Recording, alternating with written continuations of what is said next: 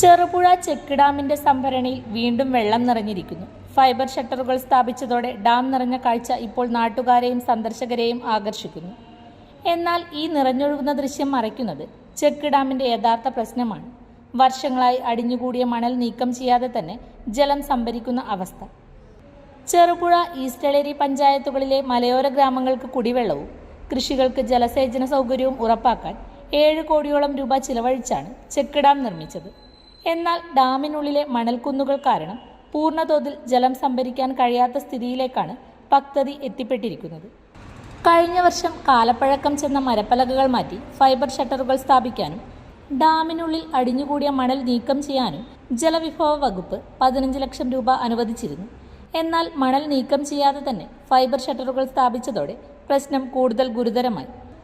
ഈ വർഷവും ഷട്ടറുകളിട്ട് ജലം സംഭരിക്കാൻ തുടങ്ങിയതോടെ മണൽ നീക്കം ചെയ്യാനുള്ള സാധ്യത പൂർണ്ണമായും നഷ്ടപ്പെട്ടിരിക്കുകയാണ്. ഡാമിനുള്ളിൽ മണ്ണുമാന്തി യന്ത്രങ്ങൾക്കും ടിപ്പർ ലോറികൾക്കും പ്രവേശിക്കാൻ ബുദ്ധിമുട്ടുണ്ടെന്നതാണ് അധികൃതരുടെ വിശദീകരണം.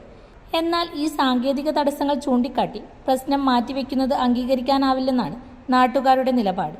വേനൽ ശക്തമായാൽ ചെക്ക് ഡാമിലെ ജലനിരപ്പ് വേഗത്തിൽ താഴ്ന്ന് കുടിവെള്ളക്ഷാമം രൂക്ഷമാകുമെന്ന ആശങ്കയാണ് പ്രദേശത്ത് ഉയരുന്നത്.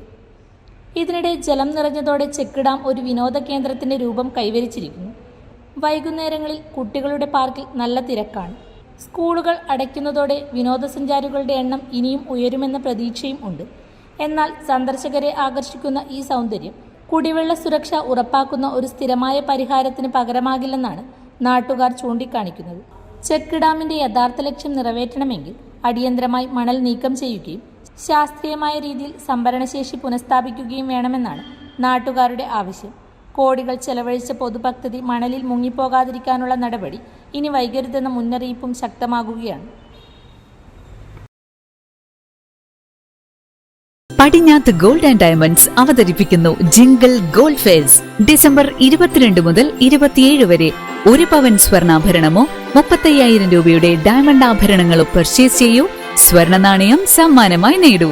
പടിഞ്ഞാത്ത് gold and diamonds, Cherupuzha, Alakode, Padiyottuchal, wholesale division, Thrissur.